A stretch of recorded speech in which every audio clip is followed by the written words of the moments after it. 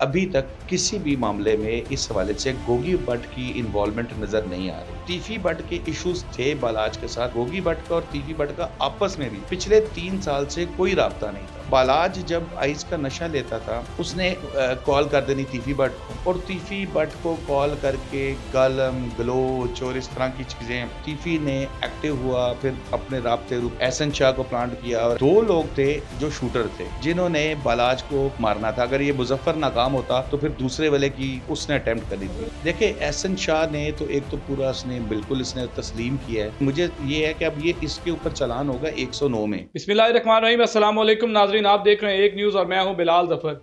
नाजरीन, बालाज अमीर कत्ल केस में आज की डेवलपमेंट्स क्या हैं? हमारे पास एक ब्रेकिंग न्यूज़ आई है जो कि हमें कुछ ज़राए से पता लगी थी, लेकिन इस वक्त हमारे साथ कैपिटल न्यूज़ के ब्यूरो चीफ शादाब रियाज साहब मौजूद हैं। इनसे बात करते हैं कि आज की क्या डेवलपमेंट्स हैं और ऐसी क्या खबरें हैं जो बालाज अमीर कत्ल केस के बारे से लोगों तक अभी तक नहीं पहुंच सकी। सर अस्सलाम वालेकुम। वालेकुम सलाम। जनाब भाई, बहुत शुक्रिया, आपने हमें टाइम दिया। और सर, क्या आज की क्या डेवलपमेंट्स हैं, क्या ऐसी नई चीज़ें जो सामने आ रही हैं? आपने अपने व्लॉग में भी कुछ जिक्र किया है, तो क्या ऐसी बातें हैं? बिलाल, इसमें सबसे इम्पोर्टेंट चीज़ तो ये है कि जो एफआईआर के अंदर आपको पता है कि 2 नाम है, एक गोगी भट्ट का और एक तीफी भट्ट का।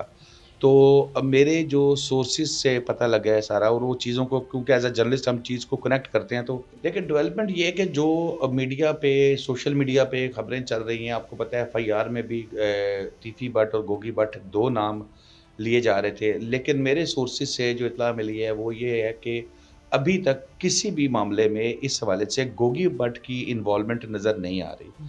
और जो तमाम जो इसका मामलात घूम रहे हैं ना, इसके बालाज के मर्डर के, ये घूम रहे हैं तीफी भट्ट पे। अब एक आपको पता है, अगर आप इसका बैकग्राउंड में चले जाएँ, माज़ी में चले जाएँ, तो वो बिल्ला ट्रकों वाला से लेके टीपू से लेके जो भी मर्डर हुआ है, तो ये एफआईआर में ये दोनों नामों की जोड़ी है। तो मुझे लगता है कि इस दफ़ा भी उन्होंने कहा ये पूरे दोनों जो है ना वो पॉइंट्स करें। लेकिन मेरी इत्तलात के मुताबिक गोगी भट्ट की इन्वॉल्वमेंट नहीं है इसमें, क्योंकि तीफी भट्ट के इश्यूज़ थे बालाज के साथ, वो भी मैं आपको बताता हूँ क्या इश्यूज़ थे।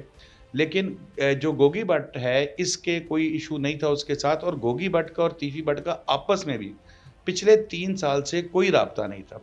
फैमिली में इधर-उधर इश्यूज़ होते हैं जिनकी वजह से कोई नाराज़गियाँ या मामलात चले थे, क्योंकि मेरी इत्तलात के मुताबिक गोगी भट्ट अब उस चीज़ में अब उतना नहीं है कि उसको ये शौक हो। एक नाम बन गया हुआ है कि मैं अब मेरा जो होता है ना, क्योंकि इनकी भी लड़ाई क्या है, वो तो बदमाशी की लड़ाई है, टेरर की लड़ाई है कि जी किसका सिक्का चलता है। तो गोगी भट्ट तो निकल गया हुआ है इन चीज़ों में से, लेकिन अब इसका तीफी के साथ भी इख्तलाफ हो गया हुआ था। अब आ जाते हैं इस तरफ के बालाज को क्यों मरवाया, ये जो बात एफआईआर में भी जो चीज़ चली है। देखिए, इसमें सबसे इम्पोर्टेंट चीज़ ये है कि मेरी इत्तलात के मुताबिक बालाज को जो है वो एहसन शाह, इसने आपको पता है इस लड़कियां ये वो सारा इस तरफ उसने लगा दिया था। और उसके बाद अब एंड पे ये एक्सट्रीम पे चला गया हुआ था बालाज भी। अच्छा, बालाज जब आइस का नशा लेता था तो उसने कॉल कर देनी तीफी भट्ट को, और तीफी भट्ट को कॉल करके गालम गलोच और इस तरह की चीज़ें। और इत्तलात यही है कि जी पहले बड़े प्यार से स्टार्ट करता था कि अंकल अंकल करके, और उसके बाद अल्टीमेटली फिर वो गालियाँ और मेरे बाप के कातिल हो, मैं किसी सूरत नहीं छोड़ूंगा। इन चीज़ों से तीफी भट्ट जो है वो बड़ी बुरी तरह ज़िच हो चुका हुआ था, और मतलब नंबर बदल बदल के चीज़ करना। तो वहाँ से फिर ये चीज़, अच्छा फिर कुछ इसके अंदर ये चीज़ें भी होती थी कि जो वो बीच में आग लगाने वाले हैं ना, वो भी।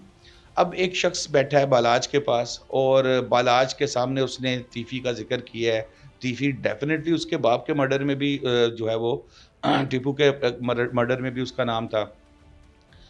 उसके सामने ज़िक्र करेंगे, यहाँ पर आपके मोबाइल सेट रख देंगे, तो बालाज ने तो फिर ज़ाहिर है गालियाँ निकालनी है, बाप के कातिल की कोई तारीफ़ तो नहीं करेगा। उसने गालम गलोच, और फिर उसने कहना कि जी मैं तो माफ़ी नहीं है मेरे पास, बाप के कातिल की। अब उसने कुछ करना था, नहीं करना था, ये तो बाद की बातें हैं।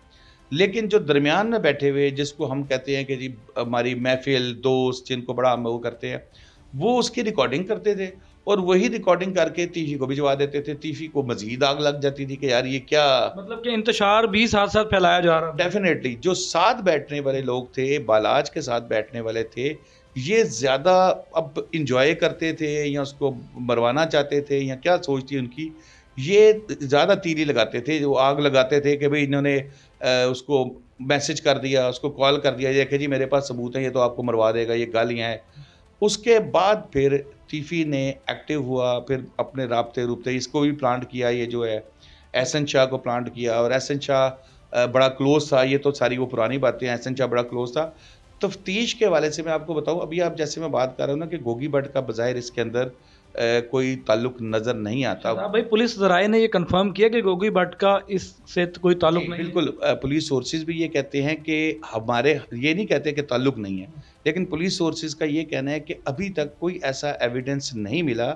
जैसे तीफ़ी भट्ट के मुतालिक डिफरेंट एविडेंस मिल रहे हैं, फ़ोन पे कलेक्ट होना, फिर वो जो मुज़फ़्फ़र था, क्योंकि यहाँ पर एक चीज़ ये भी थी कि 2 लोग थे जो शूटर थे, जिन्होंने बालाज को मारना था। अगर ये मुज़फ़्फ़र नाकाम होता, तो फिर दूसरे वाले की वो थी कि उसने अटेम्प्ट करी मतलब थी। इसके पीछे भी एक बैकअप था? उसके पीछे मज़ीद बैकअप था।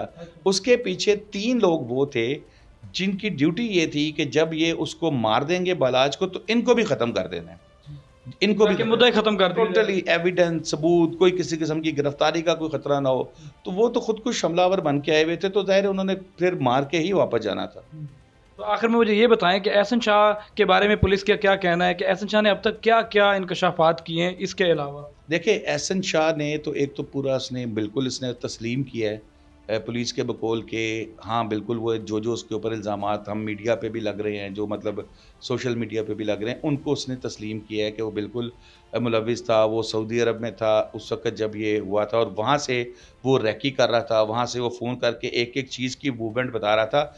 इवन बालाज का मूड नहीं था शादी पे आने पे, तो उसको भी उसने कहा कि भई आपने आना है, ये वो सारा ना बड़ा ज़रूरी है, वो देखो जी हमारे दोस्त हैं, यूँ वो सारा। और फिर उसके बाद बालाज, ये जो एहसन शाह है, ये पंडाल में, शादी के पंडाल में मौजूद लोगों से, और उनको भी पुलिस ट्रैक कर रही है। उनको भी, उनके साथ वो राब्ते में था, जो उसको वहाँ से रिपोर्ट दे रहे थे। इवन इसने बताया कि उसके अच्छा, फिर ये भी पता लगा कि बालाज के गनमैन्स के पास राइफ़ल हुआ करती थी। अच्छा, इसी के मशवरे पे ज़ाहिर है क्लोज़ हो गया, तो उसने कहा नहीं राइफ़ल्स नहीं, या आपको चाहिए कि गन्स लो, जदीद गन्स, ये वो सारा बोल लिया। और फिर इसी ने आगे से मुखबिरी की। हालाँकि मेरी इत्तलात के मुताबिक इसी शादी पे कई ऐसे लोग आए हुए थे, जिनके साथ उनके गनमैन्स के पास राइफ़ल्स थी, लेकिन बालाज राइफ़ल्स के इसके गनमैन्स के पास नहीं थी, इनके पास पिस्टल्स थी। तो वो भी, उसके लिए भी इसका एहसन शाह जो है, मतलब ये रिपोर्ट भी एहसन शाह जो है फराहम कर रहा हर था? चीज़ एहसन शाह कर रहा था। भारी उसने रकम ली हुई थी, और वो तमाम चीज़ें कर रही है। अब एक चीज़ थोड़ी-सी जो है ना, वो मुझे इसमें कर रही थी कि मुझे ये है कि अब ये इसके ऊपर चालान होगा 109 में, यानी कि मुआवनत-ए-क़त्ल में। अब ये ज़रा कंपैरेटिवली हल्की दफ़ा है। अगर 302 जैसे है, ये 302 में तो उम्र कैद, सज़ाए मौत, मैक्सिमम पनिशमेंट्स हैं। 109 में ज़रा पनिशमेंट कम है, और ये फिर वो मेन मरकज़ी मुलज़िम में नहीं आता। हालाँकि मेरे ख़्याल में तो जो तफ्तीश चल रही है, उसमें तो मरकज़ी मुलज़िम में आ रहा है। और आपको मैं बताऊँ, पुलिस इसके ऊपर भी वर्किंग कर रही है कि 109 से हट के इसका कोई अहम किरदार डाला जाए, जो मुलविस है वो, ताकि मज़ीद को ऐसी दफ़ा लगाई जाए ताकि फिर ये इसको भी अच्छा रगड़ा लगे। बिल्कुल। नाज़रीन, आपने शादाब रियाज़ की गुफ्तगू सुनी।